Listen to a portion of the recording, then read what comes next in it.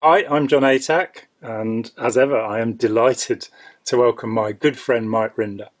Hi, Mike. Hi, John. Nice to see you again. Yeah, it's a long time no see, eh? Exactly. All the way since yesterday. Yeah, that's it. That's it. So, So, what are we doing today, John? well, I think because we have so many voracious listeners who want to know about your past and your encounters with Ron Hubbard and whatever, a little tidbit of a story there. But then let's talk about the myth of the reactive mind after that. See if we Okay, can that get rid of some sounds good. engrams out there or something. Yeah. Or give some people some. Yes. Secondaries or locks. Exactly. Okay. Here's something, John, that sort of follows up from an earlier discussion that we had. I spent time with Hubbard training to be what's called a messenger on duty. And that was at La Quinta, which was this property outside of Palm Springs in the high desert of California. Well, not really the high desert, the desert of California. And he was there shooting his wonderfully, cinematically, incredibly skilled movies. Palm d'Or winning movies. Exactly. And I was sent there from Clearwater, actually by Annie Broker, to train to go back to be the head of the CMO in Clearwater. And that meant I had to train as what's called a messenger on duty. And that is someone that's standing outside Hubbard's door, wherever he is, whether it's his bedroom, shower, or office, standing outside waiting for him to shout, "Messenger!"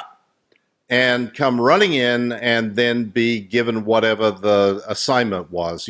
Go tell Joe Blow to fuck himself, or what, whatever. But one of the things that was always fascinating about that experience was, I would spend time with Hubbard in like weird places, like while he was getting into bed, or lying in bed, or when he took his little hot rod Dodge Dart out for a spin, just for the hell of it. And every single time I was with him, he told a story. Yeah. He told a story about something that was completely and utterly random. Like you be walking outside and it'd look up and there would be the moon, and then there would be a story about the moon. And when I say story, I don't mean like once upon a time, blah, blah, blah, blah. I mean, did you know that the moon, and then it would launch into some supposedly factual information about the moon. And it may the relate to Markabians had made it. Exactly. It may relate to some sort of space opera, when I was a race car driver on Helitrobus 47 trillion years ago, blah, blah, blah, blah, whatever. And it was absolutely random. Yeah. But every random fact that Hubbard spouted was spouted with absolute certainty. And this is something that I think is really important about the subject of Scientology. Yeah. The entire subject is designed to give you certainty. Now, it's a false certainty, but Hubbard even talks about this is the science of certainty, and certainty is an important thing, and being certain, like being decisive and not Qing and Aing and not being, like there is a whole book about the idea of maybes. That being a bad thing. I can't even remember what it is, 880, or it's one of the 08, one of the early books about maybes and how maybes are the things that stick a Thetan. So you have to be certain, and you have to be decisive, and you have to do this, and you have to do that. And sort of the hallmark of Scientology or Scientologists is they have certainty. Yeah, conviction. And they are absolute, just as I was, absolutely certain that they know what is and what isn't, what's right and what's wrong, what's true and what's false. And it's all because Hubbard has gotten them somehow to believe that if they understand what he said about something, they know. And that they have the certainty of knowledge. And knowledge is certainty, according to knowledge Hubbard. is certain. I mean, there's so much to this. It's such an interesting subject, this subject of knowledge and certainty in Scientology, because it makes Scientologists sort of impervious to facts. That certainty, when you know that you know and that nobody else knows and that all the wogs are dumb and uninformed and have no idea about anything, then penetrating that castle of certainty is virtually impossible. And Hubbard was like the paragon of demonstration of certainty. And like I said, these stories were like, oh my God. And it wasn't just space opera stuff. It would be like if you're sitting there watching a movie, he'd start going on a roll about how lighting was designed and what lighting really means and how light works. And like, it's sort of anything and everything he had something to expound upon, about. And if there is one thing that is my lasting impression of Hubbard, it's and at the time, I believed that this was because he was such an incredibly knowledgeable person who had not only life experiences and enormously well read and had studied, he had the recall of trillions of years of lifetimes at his disposal. So he had knowledge that was like beyond the mere mortal. And that is the thing that I look back on and I go, boy, what a sucker. What a sucker I was to buy into that idea. And, there's sort of many examples of how that came to be my frame of mind. But it is the frame of mind that all Scientologists have. Like, you can't not have that frame of mind and call yourself a Scientologist. You can't not believe the words of L. Ron Hubbard literally and be considered a good Scientologist. It's like you're in violation of keeping Scientology working. Yeah, to be self-determined, you have to think exactly what Ron thinks. Think for yourself.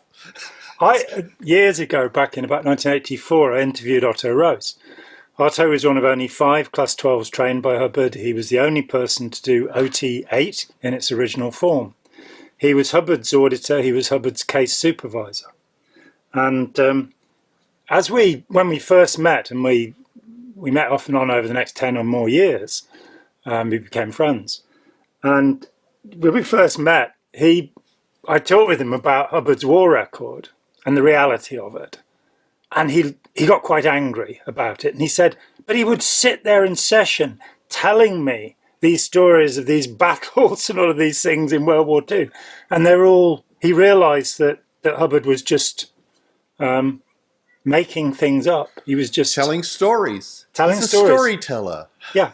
And right from the beginning, he could walk, he could ride before he could walk, as we know. Right. 2 years old was a blood brother of the Blackfoot and was breaking Broncos at the age of 3. He'd solved the Big Bang by the time he was 4.5, and he had salvaged the planet by the time he was 7. Yep. This whole certainty for me is the key to everything, not just in Scientology, but in the way that we behave. Because William James talked about it in the Varieties of Religious Experience, his lectures at Edinburgh around about 1900, which are brilliant and well worth reading. He talks about what he calls noesis, the feeling of knowing, being sure of something. I always give the same example. When I was 17, spent a couple of hours talking with a born-again Christian who backed away from me at the end of the conversation, even though I didn't try to bite him or anything like that, and said, I don't understand the Bible, but I know it's all true.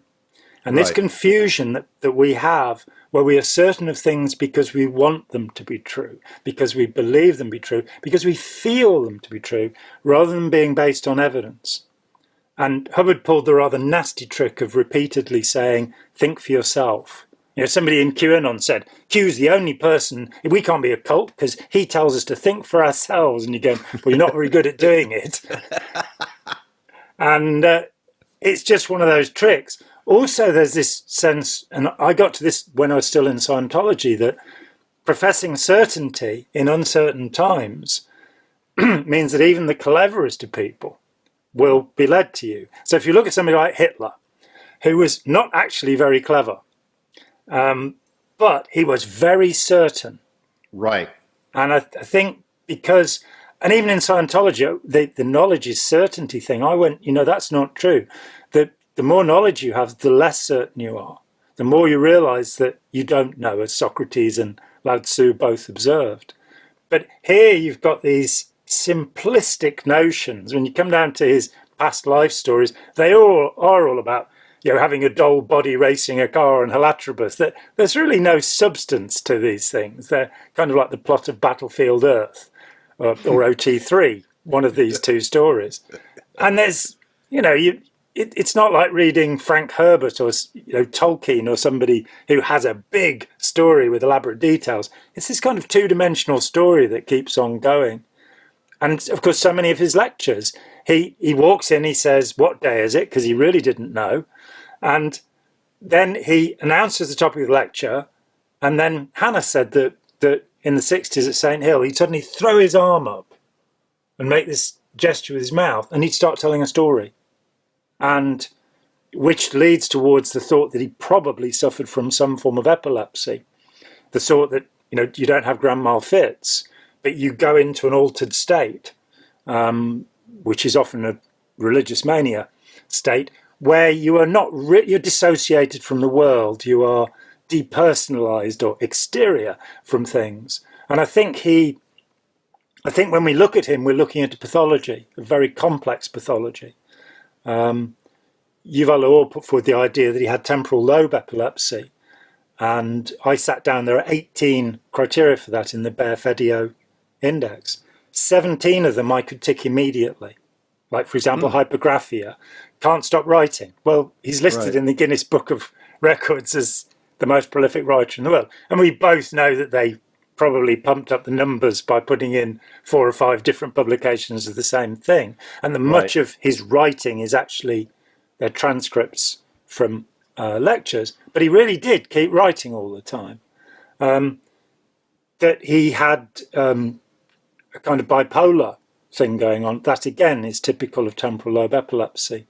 After he'd given a talk about it, Yuval was contacted by a guy who'd been a Harvard professor of neurology who admitted that he'd had this thing about Hubbard for 30 years. He was just fascinated by him. He'd never written about it, never talked about it. And said he was there in like 1977 where Bear-Fedio gave the first talk about temporal lobe epilepsy, and he'd never connected it. And now he said, you're absolutely right.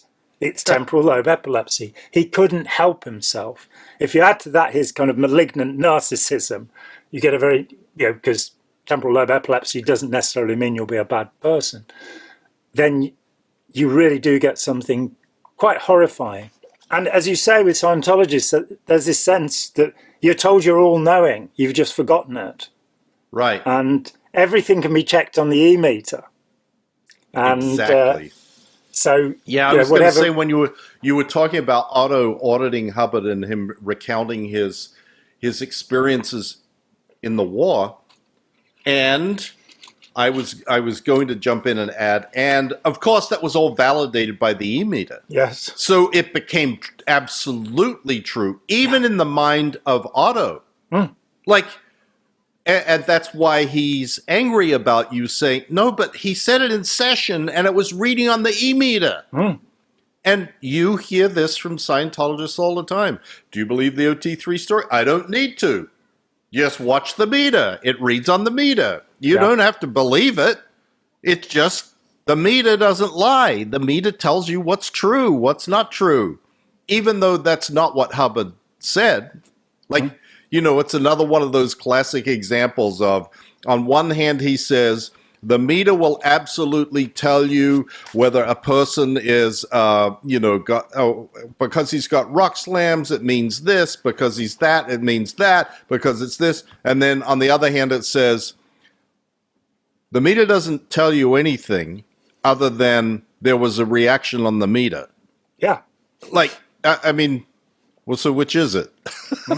Is it or isn't it? Is it or isn't it? And, you know, but which sort of is an interesting segue into this subject of the reactive mind, because I have a lot of thoughts about that, John. And, you know, we've never spoken about this, but I believe that, and I have said a few times, the construct or the artifice or the creation of the reactive mind was a stroke of absolute genius on the part of Hubbard, because it is, if you are trying to hook people, the best way to hook them is to tell them that whatever it is that is their problem is not their fault. And not only is it not their fault, it's this beast that exists that only we have the means to slay. That everybody has these beasts called a reactive mind, and it affects every single human being on this earth, that reactive mind, that it destroys them ultimately, and they don't know it's there. But we do. I'm the first person in history who has discovered this beast, and I not only discovered the beast, I also developed a weapon to slay it. And for the small fee of X, everything, I will slay your beast for you. And what is even more incredible about this is that ultimately, when you get to the end of the road of slaying the beast, the big reveal is that you imagined the beast in the first place.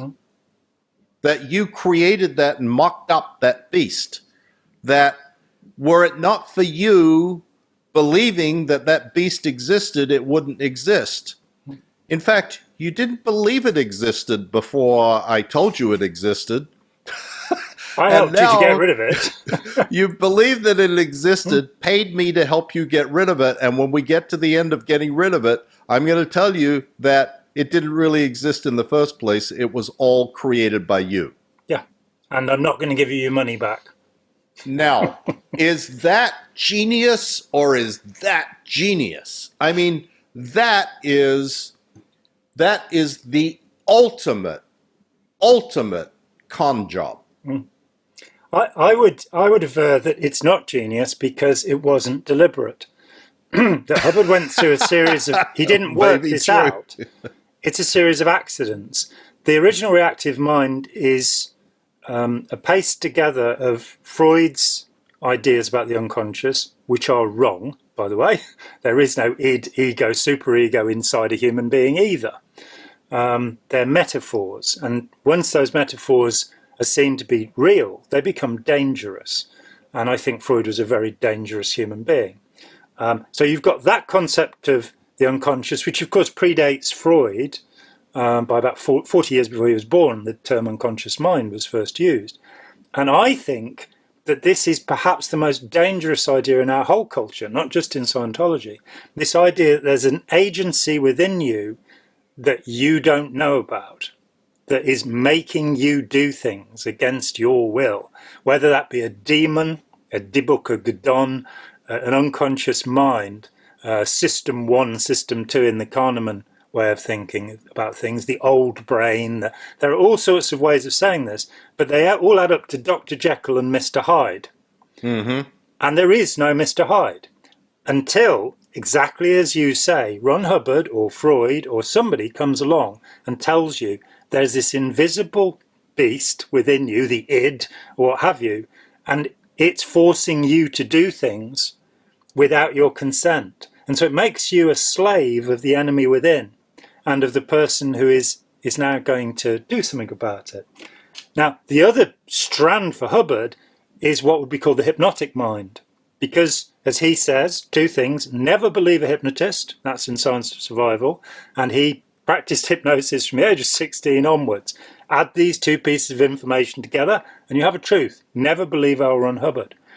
He took quite simple ideas about hypnosis, and he even tells you the books, 25 Lessons in Hypnosis and Hypnotism Comes of Age by Wolf and Rosenthal. He refers to them quite openly. When you go to these books, you find the description of that he's grabbed hold of. Even a word like engram, for example. A psychiatrist once corrected me because I said, oh, no, Hubbard borrowed the word engram, he didn't invent it. And she said, no, he invented it.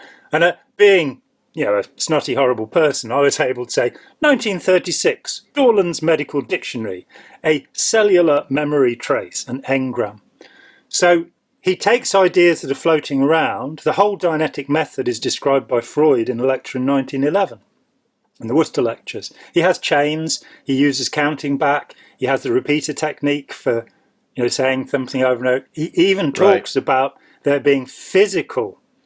So Hubbard's idea that he'd added the engram, the physical trauma, to the lock and the secondary, the emotional things. Freud has the physical as well. And he then rejects the whole method. He says Joseph Breuer, this is the first method, it was used on Anna Fourneau, the first client, who ended up, by the way, in an asylum where she was committed by Joseph Breuer. He signed the forms because she'd become a morphine addict because he'd prescribed morphine to her. This is the first incident of psychoanalysis. But Freud rejected the technique because he said, well, it's all very well and good getting people to go over these traumas, but what happens is they don't get any better.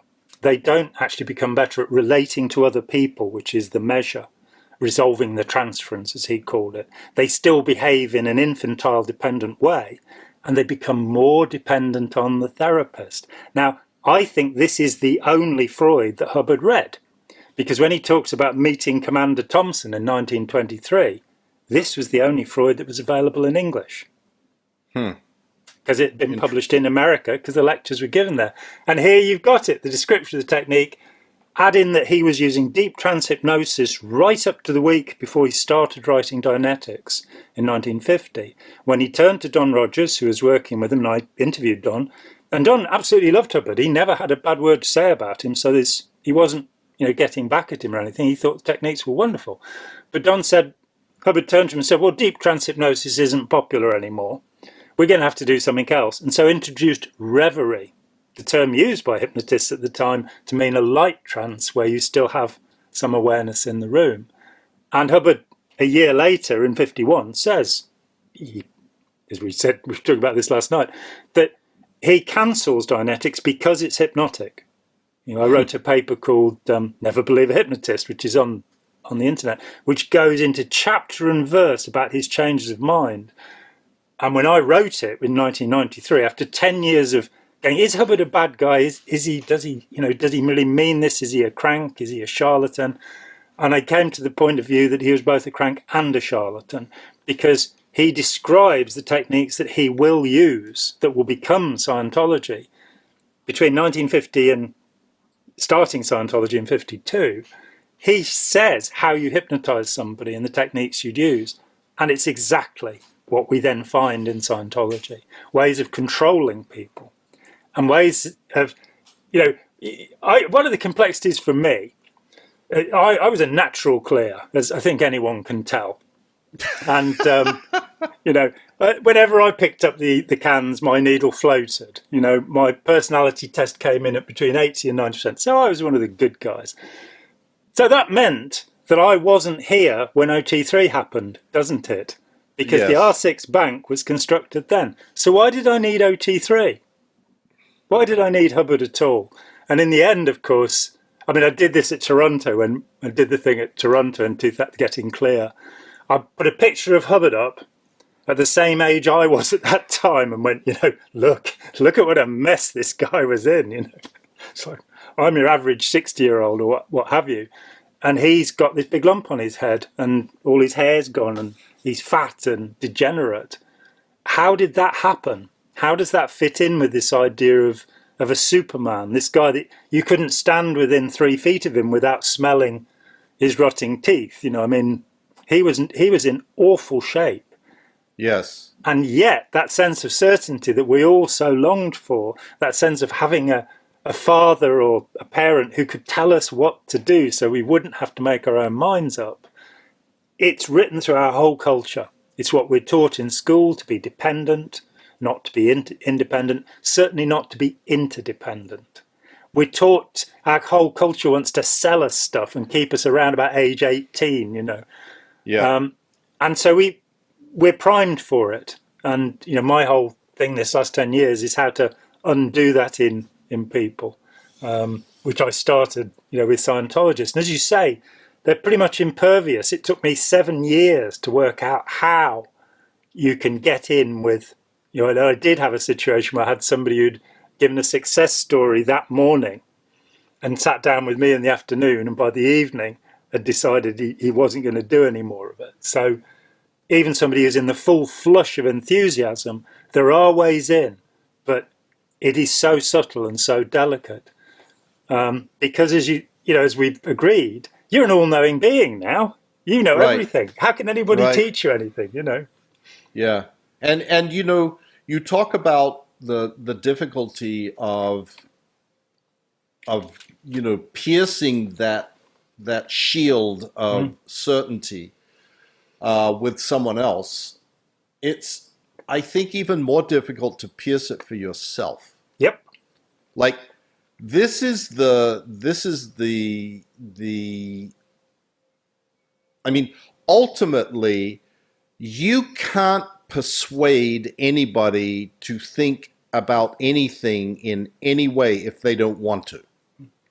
And so ultimately there has got to be a point where for each person, they come to a decision or a conclusion or a cognition, if you will, that maybe everything isn't as it seems. And you've got to get there. And even once you're there, like, it took me a long time after deciding to leave the Sea Org to then decide to speak out about, that was a couple of years, but then an even longer time to abandon the idea that Hubbard had found the answers to life, that the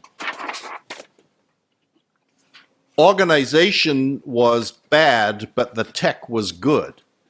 Yeah. And I know you went through that too, Jon. You were like part of the independent movement. And so was I for a time of seeking to take the good bits of Scientology and use those to help people and abandon the abusive practices, the disconnection, the fascism, exactly. And in some ways, that step, the next one, from being no longer willing to participate in the fascistic activities of the organization to no longer willing to believe every word of L. Ron Hubbard, is maybe a longer and harder transition for anybody to make. Yeah. It certainly was for me. It certainly was a more difficult thing for me to come to that conclusion than it was to come to the conclusion that there's something really fucked up about the organization. Yeah, so many people. I mean, it's like layers of the onion, and elsewhere. I mean, I wrote something about those layers as they come off in '84. More sophisticated thinking has gone into it since then. But first of all, it will usually be some abuse by the management which violates the policy. So I left because I thought Hubbard was not in charge anymore, not because I thought there was anything wrong with Scientology. Right. Then quite often doubt creeps in about Hubbard, that somehow you start realizing that you've read all of these things that actually contradict each other. Right. It was, when we were talking last night, I took 23 Hubbard biographies and compared them, all published or sourced from Scientology, many his own lectures. 23rd September 1950, Introduction to Dianetics, everybody in Scientology should listen to. For some reason, David Miscavige decided to publish it. It wasn't available until a few years ago. And here he basically says he dropped out of college, he got an F grade in his atomic and molecular physics. I think on that day he'd probably taken phenobarbital, which he was very fond of, as he said he became addicted to it. And it's very close to the truth drug. And was, of course, a basic aspect of the original Dianetic process when he was at Oak Knoll. He was taking phenobarbital, which was what was being used by the two psychiatrists, Grinke and Spiegel, who introduced the final form of Dianetics from which he took. There's a book called Men Under Stress, published before Dianetics, which explains the technique, which was being used on pilots in North Africa who'd sort of had a plane go up in flames around them. It was used on tank crews by William Sargent, who would become Scientology's #1 enemy in the UK. But they were both writing about using this abreactive technique where you would relive something. But phenobarbital was used. Now Hubbard, as I say, admitted to having been addicted to it in a lecture, and it was what was given to him for his supposed ulcers at Oak Knoll. Right. And he tried to cash a prescription for it 20 years later in East Grinstead in 1965, signed Dr. L. Ron Hubbard. So this drug, when he was on it, would get him to be truthful. And it's not frequent, Most of the time, he is just making stuff up. Right. The last bit that goes, people will then say, well, the ethics tech doesn't seem to work.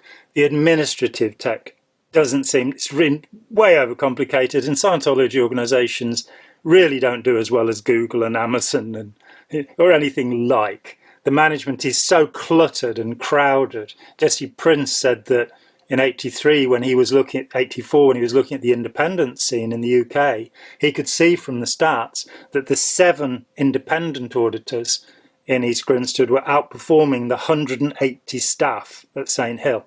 That's how bad the management system is. But the last thing is the tech. The last thing is, surely there must be a salvation in here. And I've even had somebody who said he totally disbelieved in Scientology now, but would I audit him? And I'm kind of, no, because it doesn't work, Right. It works as L. Ron Hubbard intends it to work, as Nibs used to put it, not as he says it works.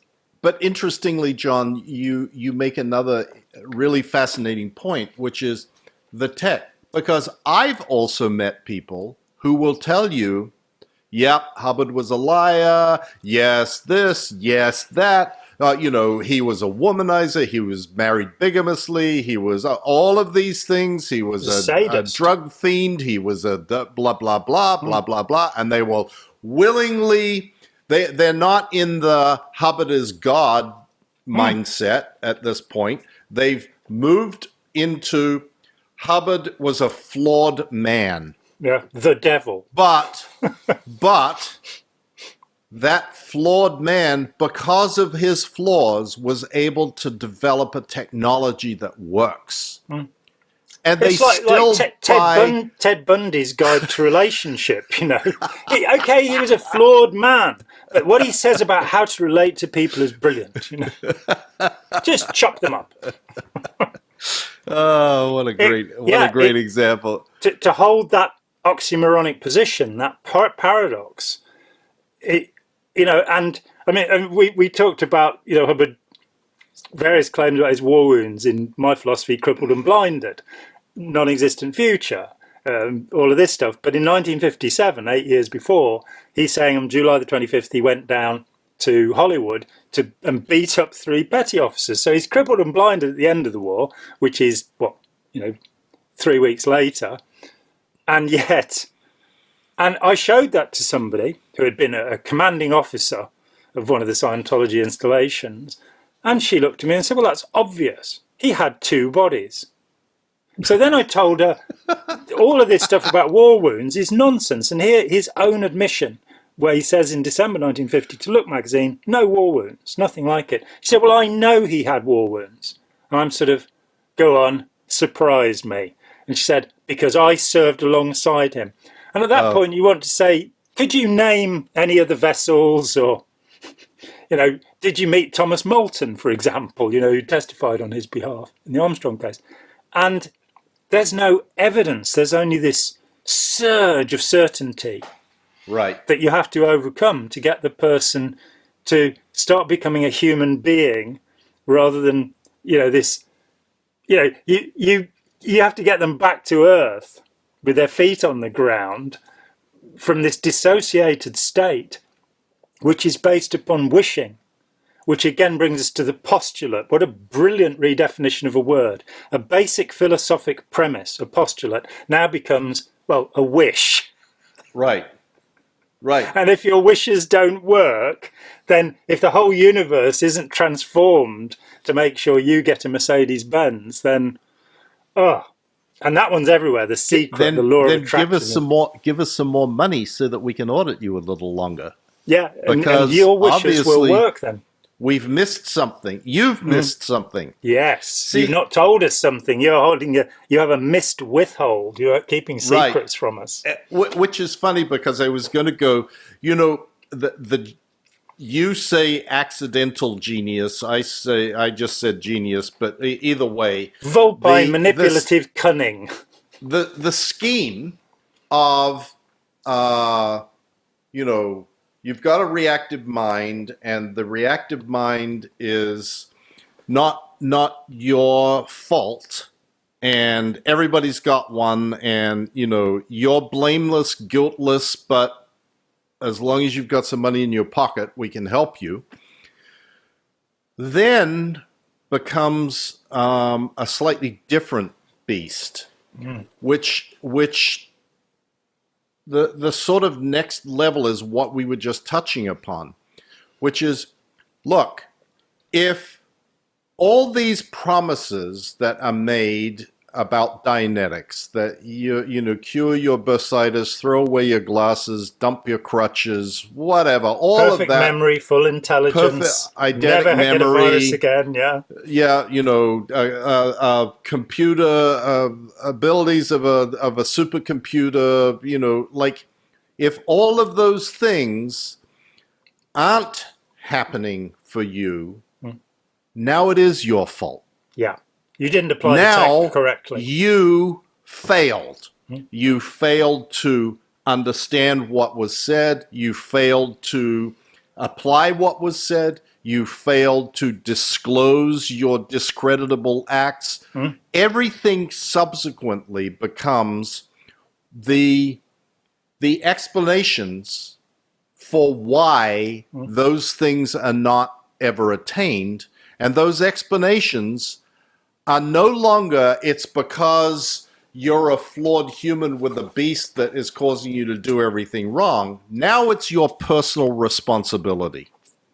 And in fact, in Advanced Procedures and Axioms, which was like the third book or something, and the next, it's very early on. After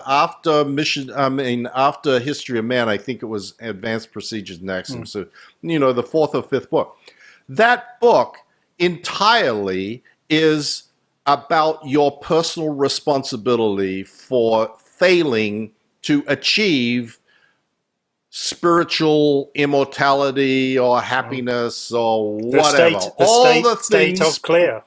All the things promised in Dianetics now become, oh, wait a minute, it's your fault. You're not being responsible for yourself. It's no longer your reactive mind. It's you. You are responsible for your condition. You are responsible for the tech not working. You are responsible for your reactive mind not being erased. And everything that comes thereafter, until you get to the OT levels, is more of the, I'm going to give you a new reason why you have failed. I mean, it just is sort of an endless string of them. Your grades are out, your int is out, you're this, you're that, you got withholds, you got overts, you've got this, you're not being responsible, you're like blah, blah, blah, blah, blah, blah, blah. And it's sort of, if you can ever step back from this as a someone who has been involved and engaged in this stuff for any period of time and go, hold on, now this is what it says, this is how it starts, this is what you're told, and then here is how now it's this, now it's this, now it's this, and everything is the shifting sands of how do I manipulate you into believing that you need to do something now new or the next thing in order to achieve what was promised back there. Because we've never delivered on any of the promises, but the one thing that Hubbard did deliver on was making new promises. Yes, he was brilliant at that. Like every time you turn around, there is a new promise of, I have developed now the breakthrough that we have all been waiting for since 1950. And it's not just yearly, it's almost monthly in some of those time periods. Althea Hart, who compiled 8.80 before leaving in 1954, ran a wonderful magazine called The Abbey, which is all available online. And as people left Hubbard's retinue, they started contributing. So all the big names, Don Purcell, Art Coulter, Ron Howes, who grew new teeth, of course, they all contribute to this thing. And in one of his, he's a smart guy, Althea Hart. In one of his articles, he says, it's called This Is It. And he says, really, This Is It should be labelled with the date. Every 6 months when Ron Hubbard comes up with, this now cracks all cases, So, and it did continue that looking at the fraud of Dianetics, when you look at what Joe Winter wrote about it in Doctor's Report on Dianetics, Don Rogers, the interviews, I think Tony Ortega has the pages and pages of typed responses that Don gave to me. Then what you find is he makes this claim that 272 people have been successfully treated.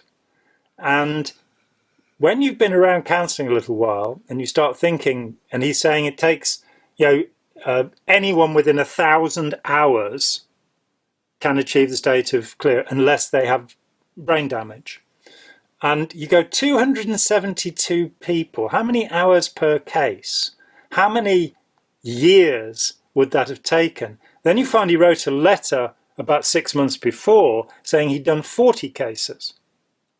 And then you find out that all of those cases were put into deep trance and had remission for a few days from their asthma or what have you, which any faith healer or hypnotherapist or acupuncturist can pretty much do. But all you're going to get is a few days remission. And your backache will be a lot worse because you'll have overstretched it during those 3 days. Right. So he keeps coming up with these things. One of the things that Jerry Armstrong put to me when I first met him in 1984, which I think is true, is that Hubbard was trying to cure himself. So when you see the list of things that Dianetics cures in Dianetics, it's got short-sightedness, but not long-sightedness. It's got bursitis, the swelling of inflammation of a bursa, which I'd never heard of. It's got asthma. It's a list of the things that are wrong with Hubbard. And conjunctivitis is on the list too. It's this thought that I have this sense that he was a man divided against himself. That when he was in public, as with all malignant narcissists, everything was fantastic. You know, look at film of Sun Myung Moon or Rajneesh or any of these people. When they're in public, you know, they saunter and show off. In private, however, having interviewed people who were with Hubbard from, well, Barbara Cloden, for example, his girlfriend in 1950, where he'd go into the bedroom and just stay in there for 4 days, crying and, you know, drinking a bottle of whiskey a day because he was so upset. Or Jim Dean Kelsey talking about the time in Queens in 72, 73.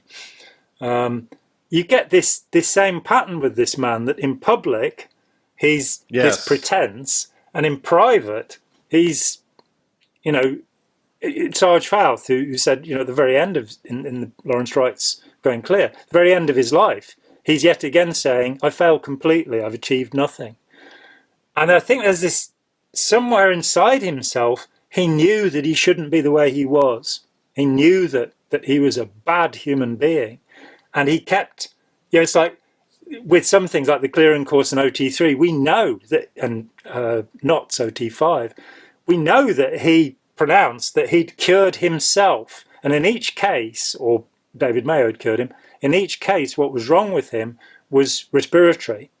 He'd got bronchial problems which come from smoking 100 cigarettes a day, not from body thetans, and it used to happen in the winter. You know, it's the time when you're most prone to catching colds and things. Right. And the wall of fire was him recovering, as he naturally would have done, from this condition. Otto had to cure him. He was always being sick, which for us, of course, would have meant that we were potential trouble sources, that we were connected to suppressives. But in his case, it was because he was researching and smoking 100 cigarettes a day. Well, he didn't smoke enough to keep the cancer away. That's the problem. Yeah, that's it. And it's only because he thought he was a volcano, isn't it, that he was smoking? If I remember That's history of exactly man right. properly. You got it. That's exactly right. That's the old volcano, you know, dropped as a clam on the seashore, made him cry, and boo-hoo. which is a whole nother thing. Like that's a subject for another day. We should actually do a talk about history of man. We should. Just that subject, because it is such a fascinating little microcosm that is so illustrative of this bigger picture. Because there's so much contained in that, and there's so much history that happened right at that point, and so many things going on. You know, the Emeter and the loss of Dianetics and the drug taking and the, you know, all of that stuff, and it's all sort of condensed into the, you know, cold-blooded factual account of your last 60 trillion years. Which, of course, it is. You know, every last detail is there. Including the Piltdown Man. Yeah. In that 100 pages, he's described all of that 60 trillion years. It's a wonderful venture. I remember when I was first in touch with Nibs, his oldest son, who was his enforcer and deputy from 52 to 59. And Nibs said that he arrived at the point of research for History of Man. And what happened was, and he's 18 and I can be with my dad, because his dad had pretty much abandoned him 10 years before. He wasn't paying any child support or anything like that, because he wasn't bound by the normal rules of morality like the rest of us. You know, have children, that's their problem. Right. They have mothers, they can look after them. Right. So Nibs rolls up, you know, such enthusiasm at 18, finally getting to be with the great man. And he's given a handful of amphetamines and told to lie on a couch and say what he sees. And that, with Mary Sue and Ron, they're all taking handfuls of speed and, you know, tripping out and doing deep historical research. Yes. Yes. Well, we've probably had a conversation that has scared the living daylights out of a few people. Let me add a couple of things actually about the Emeter. That my friend Barry Pemberthy, when he was an Emeter, he mended Emeters at St. Hill, and he and his friend built an Emeter because they couldn't understand why Hubbard was using the cheapest possible components for the Mark V Emeter. So they spent on the jewel that the needle pivots on, they spent as much as the cost of all of the components for the Mark V. They went to the pub one night, leaving a bar recorder on the two machines. And when they came back, there were twice as many reads on the Mark V. So they thought, oh, we must have done, we'll sit and watch it next time. We won't go to the pub. And they realized that 50% of the reads on a Mark V Emeter were self-generated. There was no doubt about it. And we later got silver sealing because of the carbon that comes off the potentiometer, which is the toner, the volume control, and that will get in the machine. Now, of course, Hubbard had declared the rock slam denoted evil purposes, and a large proportion of the crew of the Flag Land Base were put on the Rehabilitation Project Force in the Gulag because they had a single rock slam somewhere in their folder. We've all seen them. You unplug a meter and you see it wanging about, the needle all over the place, with nothing plugged in, which shows it's inside the meter. When Otto did Hubbard's folders, and he said he got scraps written on envelopes and things, everything he could find, he found 200 rock slams. And he said to Hubbard, "You have evil purposes." And he was put off the ship with $5 in his pocket. Oh, well. Yeah. Questioning Ron, or even worse, accusing Ron of something was a death warrant in Scientology. In the Sea Org in particular, but generally in Scientology, that's a death warrant. Yeah. You know, though Scientology goes to great pains to say, you know, L. Ron Hubbard was just a man. He's not a god. We don't believe he's a god, blah, blah, blah, blah, blah, blah. He was a perfect man,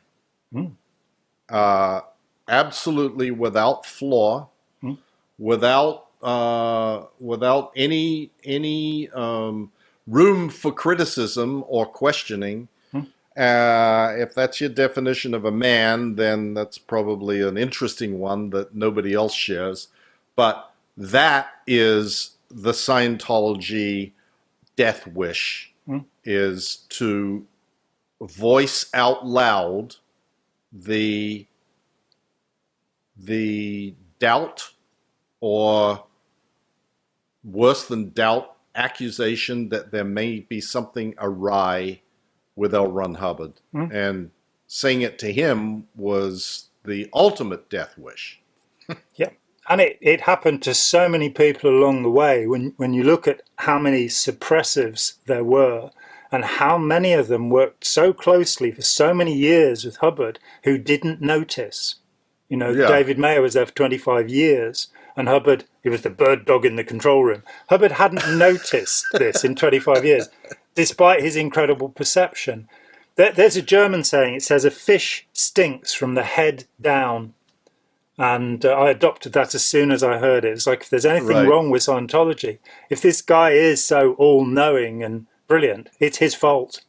Right. And, you know, on the point of fascism, when I first contacted Cyril Vosper, because when I went into the independents, I sort of went, I've been lied to about these suppressives. I want to see what they have to say. I'm not frightened of them. Come on. Why would I be? And so I sat with, you know, Ron Hopkins, who'd been commanding officer in the UK, who was brilliant, great flamenco guitarist as well. And he was so kind. Oh, genius. You know? Yeah. Genius. Yeah. Oh, such a lovely man. I loved Hoppy. He was just a terrifically nice guy. Yeah, it's what we were talking about yesterday, that Hubbard was able, as is often the case with authoritarians, to attract empathetic people, the best of people, and weaponize them, turn them against his enemies in the cause of saving all humanity. But after I talked with Hoppy, I sort of just made it my mission that I'd find the Suppressives and talk to them. And so I wrote to Cyril Vosper, found out where he was. You know, I talked with John McMaster and all sorts of people at this point.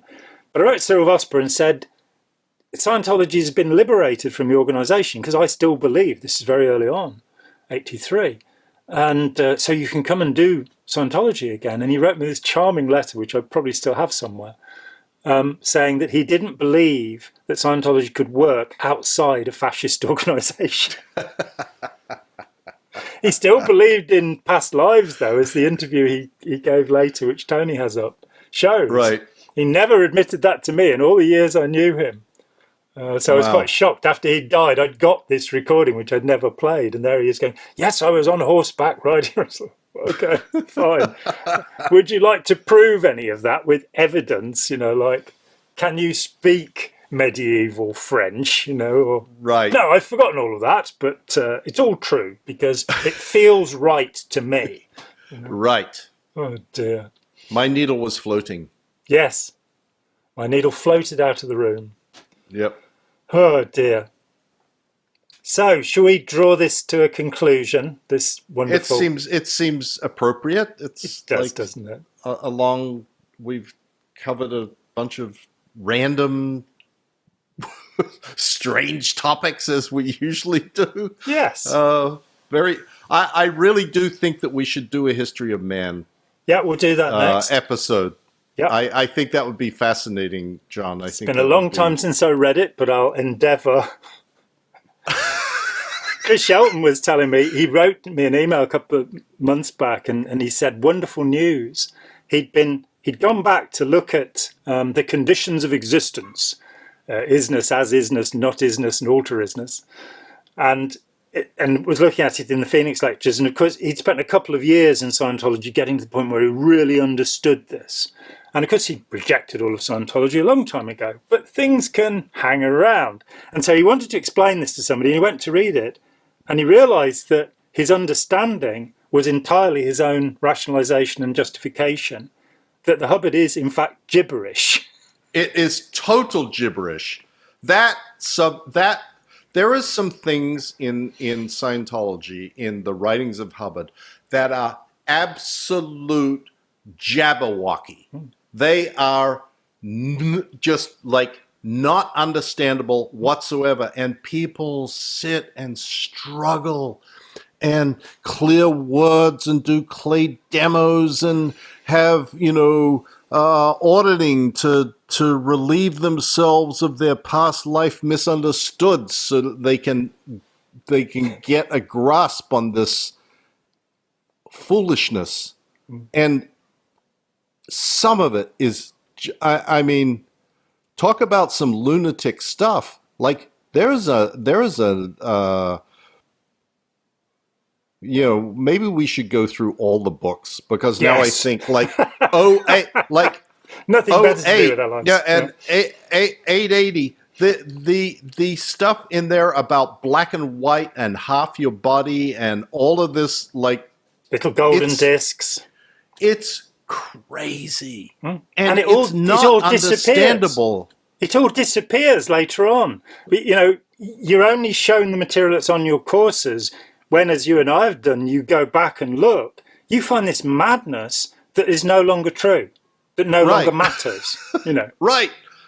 I mean, look at creation of human ability. This was like the thing, the ultimate, the all-seeing, all-knowing, all-being, all-powerful, incredible processing, the Route 1 and Route 2 and the trip around the universe and the putting spots in space and blah, blah, blah. And then a little while later, creative processing. That's like, we don't do creative processing anymore.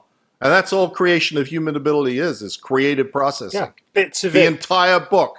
But that book is still sold, and Scientologists are still expected to read and understand it. Yeah, it's today. Still all of the books are still on courses, even though you don't apply any of the things from them. I mean, they're part of the basics that all Scientologists are now supposed to buy and study. This is like the only thing they're supposed to do, the basics. Yeah. There's a great Hubbard quote where he talks about somebody becoming such an authority on something that they have to confuse people and they have to produce, a simple subject, they have to produce all of this verbiage to justify what they're doing. And I must say that when I read that, I sort of went, Scientology should be simple. You should be able to express this stuff in somewhere under 1 million words. And it's, then you look at the data series and the whole idea of logic and you go, there is no construction to this system. It doesn't fit together. They're just these random pieces. It's the research track. I mean, that's how Scientologists explain this. Yeah. That this is you being able to follow all of the steps taken to ultimately come to the final answers. That don't pay attention to the fact that he claimed that they were the answers then. This is just the research. And now don't pay attention also to technical degrades HCOB that says calling anything no longer valid or research is a suppressive act. Like, ignore that one while we're dealing with this. I mean, it's just crazy. But let's do History Man. That'll be fun, John. That'll be fun. We shall have grand fun. So I'm going to switch off the recorder thing. And this has been a tremendous pleasure as ever, Mike. And we'll assail people with yet more about history of man, or what to audit, as it was originally called. Right. Okay. Thanks so much, Mike. You're very welcome, John. Thank you. Hi, John here. Thanks for watching. We'd appreciate it very much if you would click like, as well as subscribe, and click the bell for notifications. Every dollar helps, and we welcome new patrons on Patreon, or you can make a one-off payment with any currency through PayPal. Thanks so much.